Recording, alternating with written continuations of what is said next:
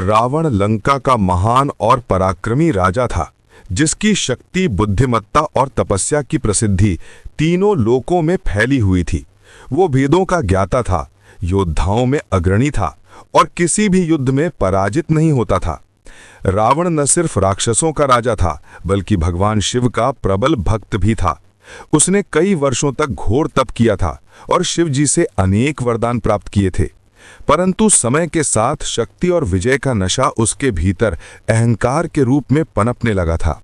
वो सोचता था कि संसार में कोई ऐसा नहीं जो उसे चुनौती दे सके। एक के बाद एक राज्य, अनेक योद्धाओं और देवताओं को पराजित करने के बाद उसके मन में ये धारणा बन गई कि वही सर्वोच्च है और उसके सामने किसी की शक्ति नहीं टिक सकती। इसी घमंड से भरे मन के साथ रावण ब्रह्मांड की यात्रा पर निकला, ताकि अपनी शक्तियों का प्रदर्शन कर सके और सबको अपनी ताकत के आगे झुकने पर मजबूर कर दे।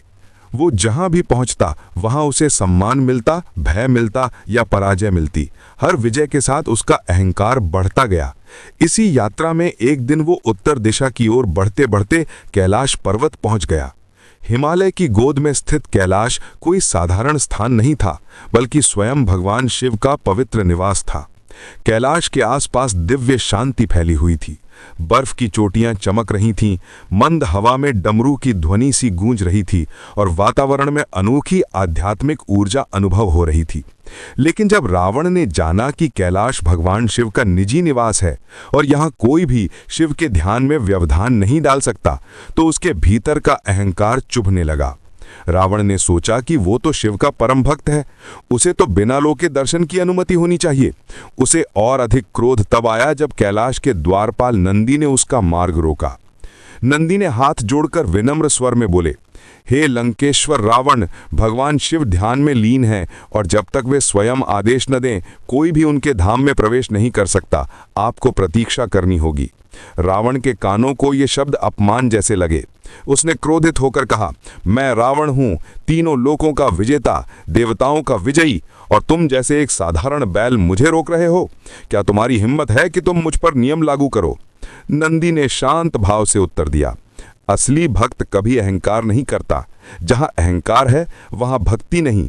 महादेव तक पहुंचने के लिए भक्ति चाहिए, अधिकार नहीं। रावण का क्रोध सीमा पार कर गया। उसने नंदी का मजाक उड़ाते हुए कहा, शिव मेरे आराध्य हैं और अगर तुम मुझे नहीं जाने दोगे तो मैं पूरे कैलाश पर्वत को ही उठाकर लंका ले जाऊंगा, ताकि शिव वहीं रहकर मेरी पूजा स्वीकार करें। ये कहकर रावण कैलाश पर्वत के आधार तक पहुंचा और अपने 10 सिरों के साथ एक गर्जना करते हुए अपने 20 विशाल हाथ पर्वत के नीचे ले गया।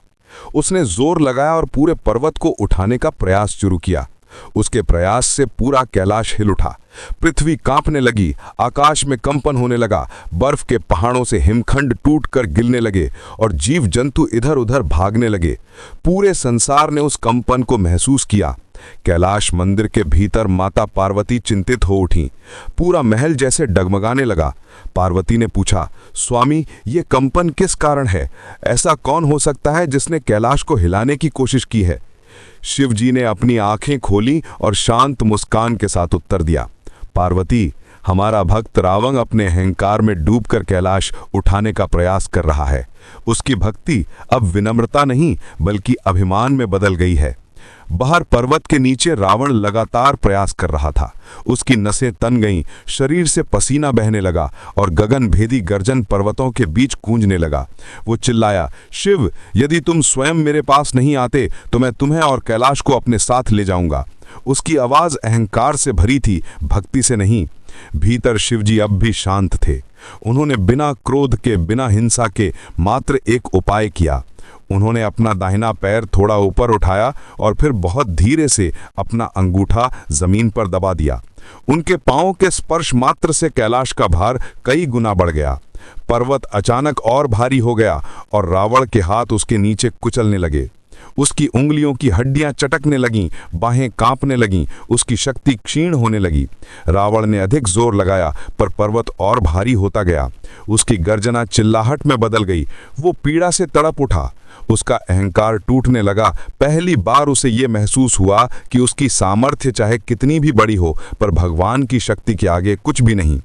दर्द से व्याकुल होकर रावण चीखा, महादेव कृपा करो, मुझे मुक्त करो। लेकिन पर्वत अभी भी उसके ऊपर दबा रहा था। रावण समझ चुका था कि केवल शक्ति और अभिमान से भगवान प्रसन्न नहीं होते। अब उसके स्वर में गर्व नहीं बल्कि वास्तविक भक्ति का दर्द था। उसने भगवान शिव की स्तुति शुरू की, करुणा और समर्पण के भरे स्वर में। उसके स्वर में पीड़ा थी पर साथ ही प्रेम भी।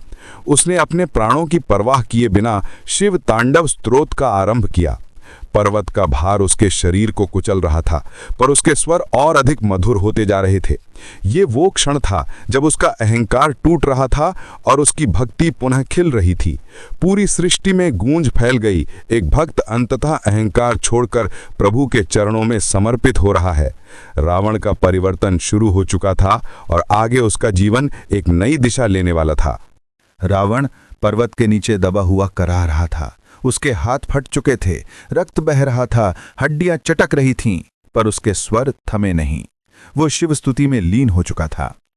हल्के स्वर से शुरू हुआ उसका जाप धीरे धीरे गंभीर, मधुर और गहन हो गया। जटाठवी गलज जल प्रवाह पावितस्थले। उसके स्वरों में अब अहंकार नहीं बल्कि पूर्ण समर्पण था। वो दर्द भूल चुका था। अब उसके मन में केवल एक ही इच्छा थी, किसी प्रकार शिव के चरणों में स्वीकृति मिल जाए। शिव के गणस, देवता, यक्ष और ऋषि उस स्वर को सुन रहे थे।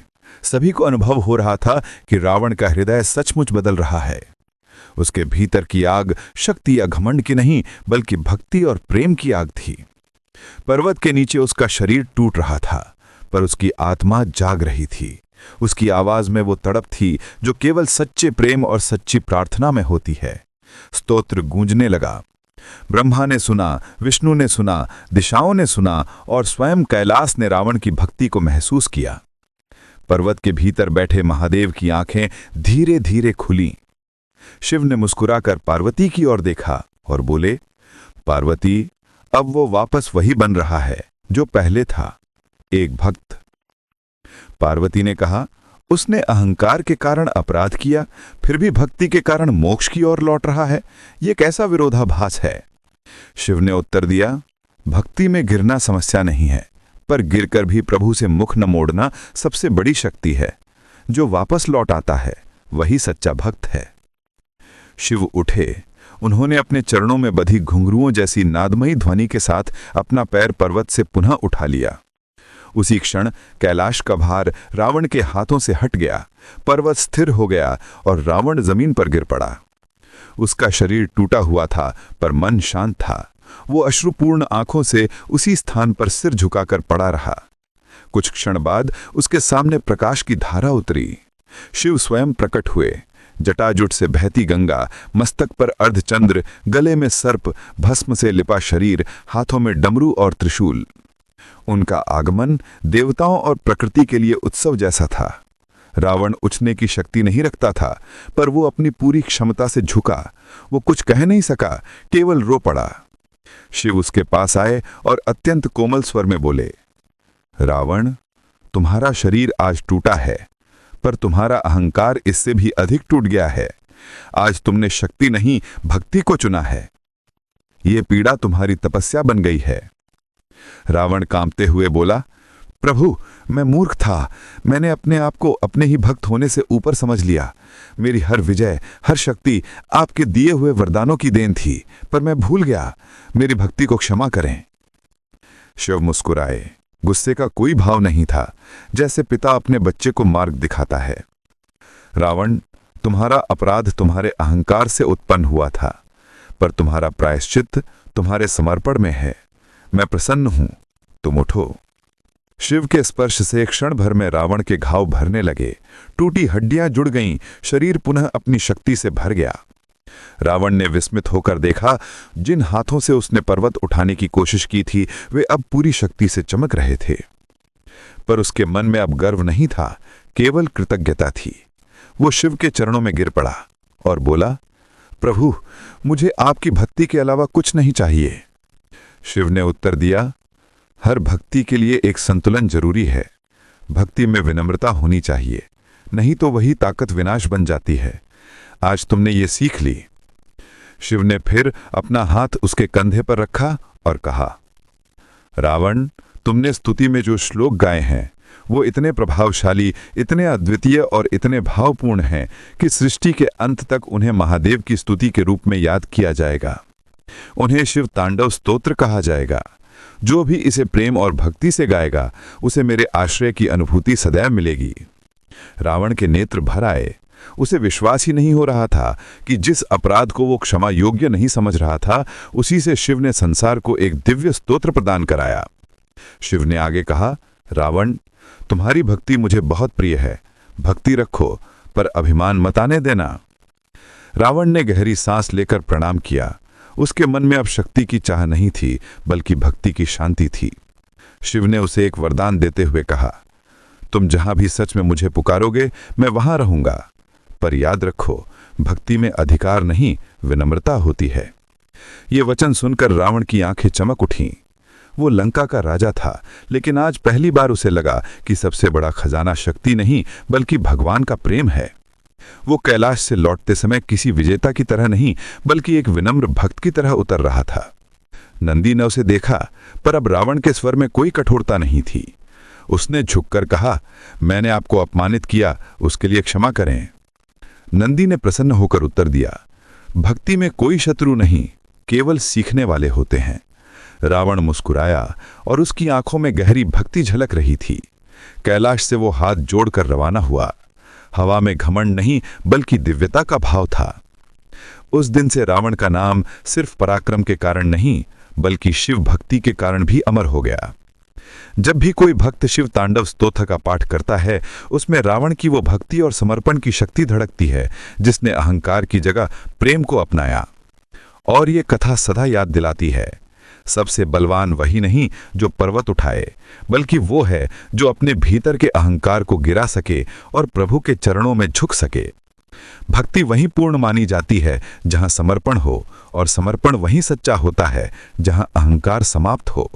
रावण का नाम संसार में चाहे लाख रूपों में लिया जाए, पर उसकी सबसे सुंदर पहचान यही है, वह जिसने पर्वत उठाया नहीं, बल्कि अंततः अपने मन का भार उतार दिया।